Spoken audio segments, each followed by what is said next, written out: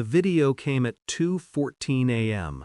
No subject line, no explanation, just a file 30 seconds long from an unknown number. I pressed play. My son was crying. He couldn't have been older than 9. His voice cracked under each scream.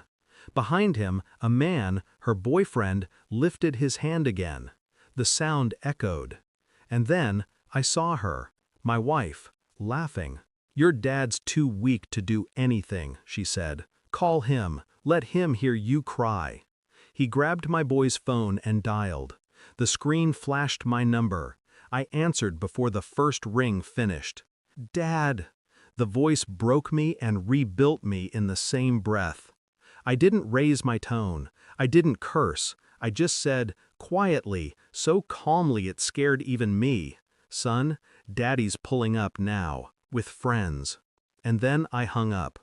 By dawn, my emergency leave was approved. By noon, I was on a flight home. Every second between felt like a countdown to something final. When I landed, the sky looked exactly the same as when I left. Gray, tired, indifferent. My house sat at the end of a cul-de-sac that used to feel safe.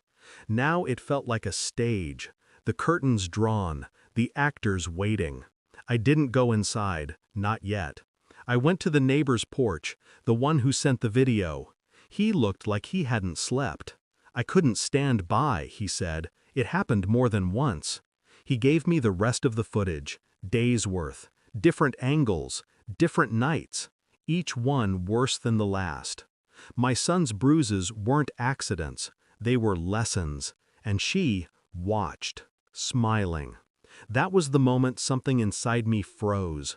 Not rage, not shock, something colder, cleaner, understanding. I didn't storm in, I didn't announce my return. Instead, I rented a car and parked 3 houses down. From there, I watched the home I built, the one she turned into a lie. She came out around 6, hair done, red coat. He followed minutes later, holding my coffee mug. They kissed at the car, casual, rehearsed. I filmed everything, every gesture, every smirk, every detail I could use later. Then I called an old contact from my unit, Detective Harris. I told him I needed a welfare check initiated quietly. He didn't ask questions. By the next day, I had reports, timestamps, witness statements, enough to prove neglect, abuse, infidelity, and something worse, psychological manipulation. They didn't just hurt my son. They tried to rewrite me out of his memory. She told him I stopped calling. She told him I didn't care. I kept my calm because calm is power, and I wanted her to feel powerless. 3 nights later, I let myself in. Spare key, same drawer it had always been in. The house was quiet except for the hum of the refrigerator. My son was asleep upstairs, safe now. Harris had already arranged protective custody until I arrived. She was in the kitchen when I appeared, barefoot, wine in hand. She froze mid-step. "You're not supposed to be here," she said. "Neither are you," I replied, sliding the USB drive onto the table. She stared at it, then back at me. "What's that?" "Everything," I said. Her hand shook as she plugged it into her laptop. I didn't need to watch. I already knew every frame.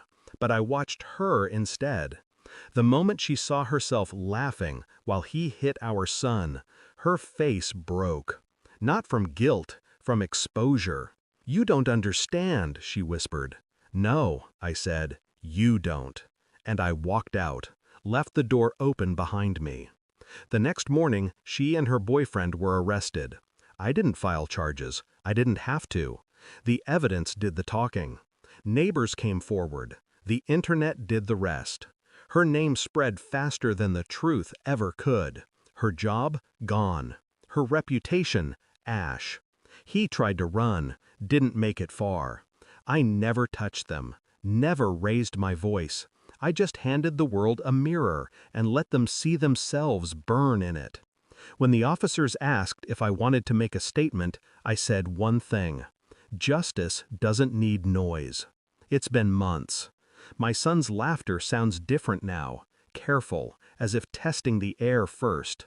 He sleeps in the room across from mine, door open, always.